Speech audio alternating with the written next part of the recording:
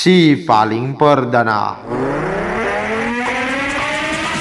Presiden RI Prabowo Subianto menyinggung tentang gelombang demonstrasi sipil yang melanda Indonesia pada awal tahun ini. Presiden menuduh gelombang demonstrasi tersebut direkayasa dan dibiayai koruptor untuk membuat Indonesia gaduh. Informasi tersebut serta informasi yang faktual dan terkini lainnya akan hadir dalam DMP in the Morning pagi ini.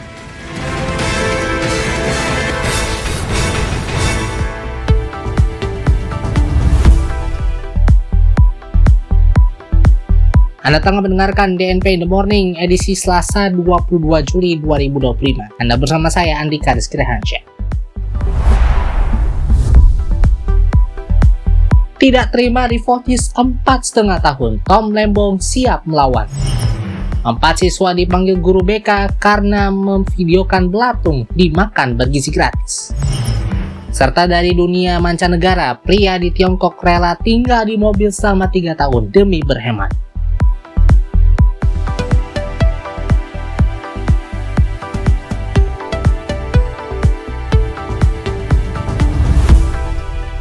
Selamat pagi Indonesia. Kami mulai DMP in the Morning dengan informasi dari Presiden Prabowo Subianto yang mengecam munculnya kasus beras oplosan dengan modus beras biasa yang dikemas sebagai beras premium yang mengemuka beberapa waktu terakhir. Presiden pun memerintahkan Jaksa Agung Sanitiar Burhanuddin dan Kapolri Jenderal Listio Sigit Prabowo untuk mengusut tuntas karena menurutnya kasus tersebut merupakan bentuk penipuan. Prabowo menyebut berdasarkan laporan yang diterima olehnya, praktik beras oplosan tersebut telah merugikan masyarakat sebesar 100 triliun rupiah setiap tahunnya. Ia lantas membandingkan keuntungan yang diambil oleh oknum pengoplos itu dengan keadaan Indonesia saat ini. Prabowo mengungkapkan pemerintah setengah mati mencari uang dengan mengoptimalkan pemasukan dari pajak dan bea cukai. Ia pun menegaskan bahwa praktik beras oplosan tersebut adalah pengkhianatan kepada bangsa dan rakyat. Fenomena ini merupakan upaya untuk membuat Indonesia terus melemah dan terus miskin dari sisi ekonomi. Sebelumnya, Menteri Pertanian mantan Amdi Amran Sulaiman mengatakan beras oplosan beredar bahkan sampai di rak supermarket dan minimarket dikemas seolah-olah premium, tetapi kualitas dan kuantitasnya menipu. Hasil investigasi Kementan dan Satgas Pangan Polri mengungkapkan ada 212 merek beras yang terbukti tidak memenuhi standar mutu, mulai dari berat kemasan, komposisi, hingga label mutu.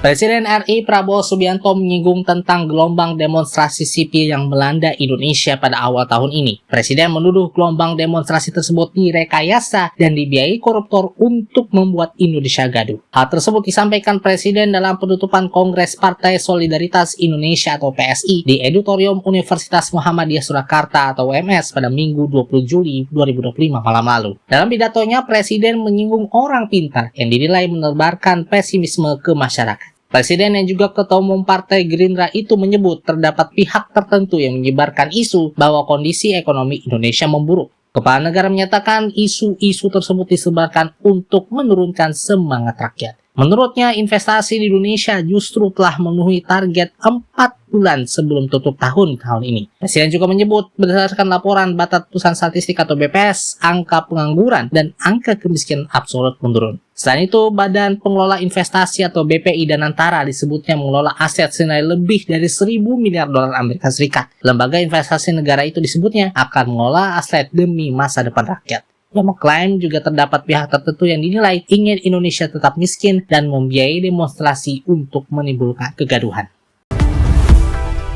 Thomas Trikasih Lembong alias Tom Lembong menyatakan akan melawan putusan majelis hakim yang menjatuhkan vonis 4,5 tahun penjara dalam kasus dugaan korupsi importasi gula. Tom Lembong bersama kuasa hukumnya sudah bersepakat akan mengajukan banding secara resmi pada hari ini, Selasa 22 Juli 2025. Kuasa hukum Tom Lembong Ari Yusuf Amir meyakini bahwa Tom Lembong tidak bersalah dalam kegiatan importasi gula pada periode 2015 hingga 2016. Menurutnya, dalam putusan Majelis Hakim Pengadilan Tipikor Jakarta Pusat terdapat sejumlah hal yang perlu diperhatikan. Di antaranya adalah pertimbangan Majelis Hakim tentang mens rea atau niat jahat terkesan janggal karena tidak diuraikan secara detail, bahkan hakim pun terkesan ragu.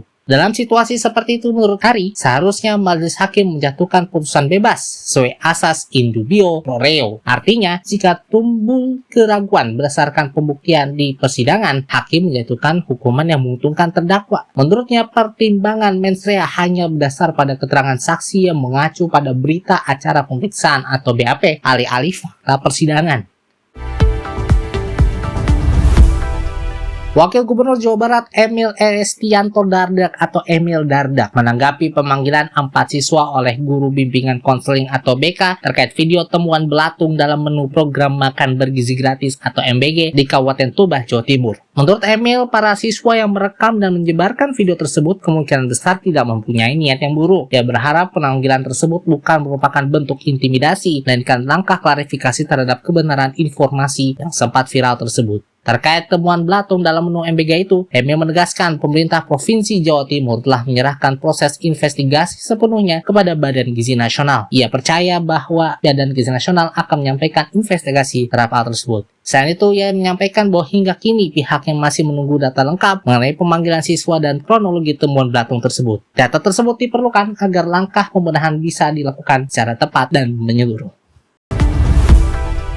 Ketua DPP PDI Perjuangan Said Abdullah mengingatkan bahwa pelaksanaan pembangunan Ibu Kota Nusantara atau IKN harus tetap mengacu pada amanat Undang-Undang IKN, termasuk soal tahapan waktu dan penganggarannya. Hal ini disampaikan Said merespons berdasarkan Partai Nasdem yang meminta pemerintah segera menerbitkan keputusan Presiden atau Kepres untuk mempercepat operasionalisasi IKN serta mengusulkan agar Wakil Presiden Gibran Rakabuming Raka serta Menteri Koordinator Bidang Strategis untuk segera berkantor di Ibu Kota baru tersebut. Said menilai bahwa proses pembangunan IKN harus berjalan sesuai norma waktu yang telah diatur, yakni 15 tahun. Menurutnya, mempercepat atau memperlambat proyek tersebut justru bisa mengganggu agenda prioritas pemerintah lainnya. Said menegaskan bahwa persoalan anggaran IKN tidak semestinya diperdebatkan dalam konteks pengurangan atau percepatan. Proyek besar itu sudah mempunyai kerangka waktunya sendiri yang harus dijalankan secara konsisten. Saat diminta tanggapannya terkait usulan atau Wakil Presiden Gibran Rakabuming Raka segera berkantor di IKN, Said memilih tidak memberikan komentarnya. Seorang pria asal Tiongkok memilih hidup di dalam mobil selama hampir 3 tahun demi menghemat pengeluaran. Pria berusia 38 tahun bernama Yin yang bekerja sebagai programmer di Beijing mengatakan bahwa gaya hidup ini justru memberinya kenyamanan dan ketenangan. Sehari-hari, Yin bekerja di ibu kota Tiongkok dan kembali ke rumahnya di Tianjin, kota yang berjarak sekitar 130 km setiap akhir pekan. Dia bangun pukul 5.30 setiap Senin pagi untuk menempuh perjalanan ke Beijing dan kembali ke Tianjin pada Jumat sore. Dikutip dari South China Morning Post atau SCMP, sebelum memutuskan tinggal di mobil, Yin sempat menyewa apartemen di Beijing dengan harga sekitar 2.500 yuan per bulan atau sekitar 5,7 juta rupiah per bulan. Namun pada pertengahan 2022, ia mengganti mobilnya dengan kendaraan listrik berukuran besar dan mulai merancang interiornya agar layak huni. Kini mobil itu telah dilengkapi dengan kasur kecil, peralatan masak elektrik, hingga sistem karaoke. Di dalamnya, Yin menonton televisi, menyanyi, menelpon istri dan 2 anaknya, bahkan bekerja. Dengan hidup di mobil, pengeluaran bulanan Yin jauh lebih rendah. Tol jalan raya antara Tianjin dan Beijing hanya memakan biaya sekitar 400 yuan atau sekitar kurang lebih 910.000 rupiah. Sementara biaya listrik untuk mengisi daya mobil di bawah 300 yuan atau sekitar 682.000 rupiah. Jika ia perlu pulang ke Tianjin saat akhir pekan, ia akan naik kereta dengan tiket seharga 100 yuan atau sekitar 227.000 rupiah. Selama musim panas, Yin mandi setiap hari dengan air dari tangki kecil di mobil. Namun saat musim dingin, ia biasanya pulang ke Tianjin dengan kereta di hari Rabu malam untuk mandi, lalu kembali ke Beijing keesokan harinya.